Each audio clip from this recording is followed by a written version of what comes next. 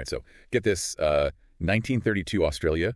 Okay. Farmers are battling it out with emus. With emus. Yeah, you heard that right. Emus. Wow. It's called the Great Emu War. Okay. And it's a story that'll leave you shaking your head. Really? And maybe chuckling a bit. We've got some fascinating sources here today. Oh, cool. A mix of historical accounts and ecological studies. Okay. Ready to uncover what really went down. Sounds fascinating. So let's set the scene. Okay.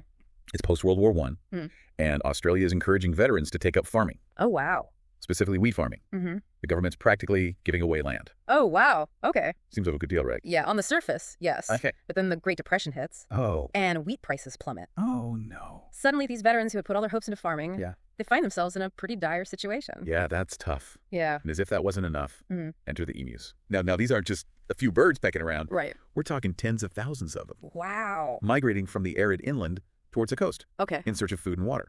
Makes sense. Yeah. So these mass migrations, Yeah. they're triggered by rainfall patterns. Okay. And they're an essential part of the emu's life cycle. They can cover vast distances, Wow. sometimes hundreds of kilometers, Really? following the rain as it brings new vegetation growth. That's amazing. It is. And guess what's on the coast? What? Those wheat fields. Oh, no. Ripe for the taking. Oh. The emus, with their powerful legs Yeah. and voracious appetites, Mhm. they tear through the crops, Oh, wow. destroying fences Jeez. and letting rabbits in to cause even more havoc. Oh, so double whammy. Yeah, for the farmers. Right. It's a double whammy. Yeah. They're already struggling to make ends meet, Mm. and now their livelihoods are under attack Yeah. by these seemingly unstoppable birds. Hmm. Desperation sets in. So what do? They appeal to the government for help. Okay. And surprisingly, Yeah. the government listens. Really? Remember, these are veterans they're dealing Oh, with. right. They decide to deploy soldiers Wow. armed with Lewis machine guns. Lewis machine guns. Yeah, a weapon that had proven quite effective in the war. Mm. You might wonder, Yeah. why Lewis guns against emus? Yeah, that's what I'm thinking. These guns were designed for suppression fire, Okay. for mowing down enemy troops Mm-hmm. in open warfare. Right. Not exactly the ideal weapon Yeah. for targeting fast-moving birds Right. in a vast and varied landscape. No kidding. So, the mission? Yeah. Simple. Okay. Take down the emus. All right. Major GPW Meredith of the Royal Australian Artillery. Mm-hmm. He's put in charge of this. Oh, wow. Shall we say, unusual operation. That's an understatement. So it's almost ironic. Yeah. Here we have a sophisticated weapon of war Right. being deployed against Against what? a creature that has survived and thrived Yeah. in the harsh Australian outback Yeah. for millennia. That's crazy. Their first encounter with the enemy Okay. is near Campion. Right. They spot a group of about 50 emus Okay. and set up their Lewis gun, All right. ready to unleash a hail of bullets. Wow. But chaos ensues.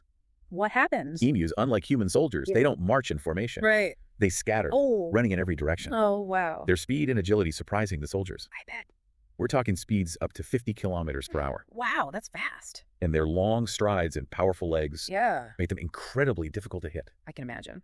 It's important to remember Yeah. that emus have evolved to survive Oh, yeah. in a harsh environment. Mm-hmm. They've developed incredible stamina, Yeah. allowing them to cover vast distances Right. in search of food and water. Mm-hmm. A short burst of machine gun fire Yeah. is simply not a significant threat to them. Wow. The soldiers manage to kill a handful of emus, Okay. but most escape into the bush. Oh, wow. This first encounter leaves the soldiers bewildered.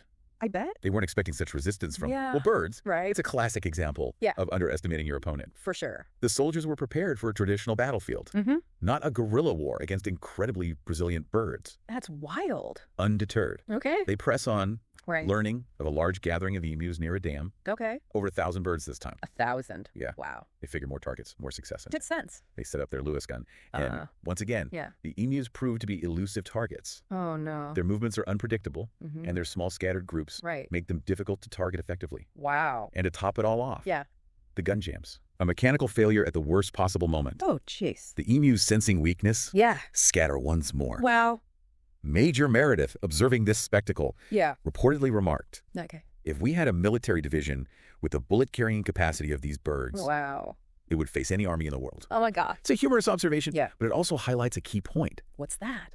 The emus weren't just surviving. Right. They were adapting to the threat. Wow. Their behavior was shifting Yeah. in response to the soldiers' tactics. That's incredible. Desperation sets in. Oh, no. They need a new strategy. Okay. And so, in a moment of pure, Yeah. almost comedic inspiration, Huh? someone suggests mounting a machine gun on a truck What? and chasing them down. You're kidding? I mean, it's got to be easier to hit a moving target Well, from a moving vehicle. right. right. So, yeah. Well, one would think so, yes. Yeah. The idea was to use speed and mobility to their advantage, Right. but they failed to consider the terrain. Picture this. Okay. A truck bouncing across the rough Australian outback, Oh, my goodness. a Lewis gun rattling away, Yeah. and a bunch of emus effortlessly outpacing them. Oh, wow. The gunner couldn't aim properly. Oh. The truck couldn't keep up with the emus' speed and agility. Yeah. And the whole thing descended into a farce. Oh, jeez.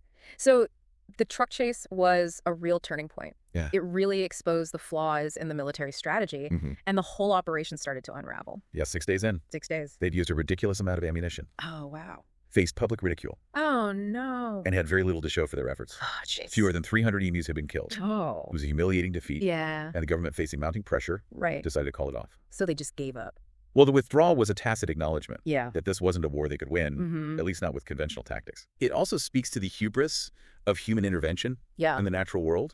We often assume that our technology can overcome any obstacle, Right. but the emus proved otherwise. They sure did. But wait, there's more? More. The emus, emboldened by their apparent victory, Yeah. continued to raid the farmers' fields. Oh, wow. The military was actually called back in What? later that same month for round 2. You're kidding. The second campaign saw some tactical adjustments, Okay. but it still fell short of a decisive victory. It's estimated that around 1,000 emus were killed this time, Okay. which, while more than the first attempt, Yeah. was hardly a significant dent in the overall population. Ah. By December, Okay. after weeks of this bizarre war, Yeah. the Australian government officially declared defeat. Wow. So they actually lost. The soldiers withdrew, Okay. leaving the farmers to fend for themselves. So this declaration of defeat was a watershed moment. Yeah. It forced people to reconsider their approach, right, to dealing with the emus. Yeah. It wasn't enough to simply try to eradicate them. Yeah. A more sustainable solution was needed. So what happened next? Yeah. Did the farmers just give up? Not at all. Okay. They shifted their focus from eradication to prevention. okay. They started building stronger fences, Okay. experimenting with different farming techniques, and learning to coexist with the emus. So they just had to live with them? Yeah, recognizing that they were a part of the ecosystem. And what about the emus? Yeah. Did they just go back to their old ways? They continued their migrations, following the rain as they always had. Right. Their resilience and adaptability allowed them to thrive. Wow. Despite the challenges they faced, the Emu War, in a strange way, Yeah. helped to solidify their place in the Australian landscape, Okay. turning them into a symbol of nature's ability to withstand human interference. The whole thing is fascinating in that. It really is. This clash between human ingenuity and nature's resilience.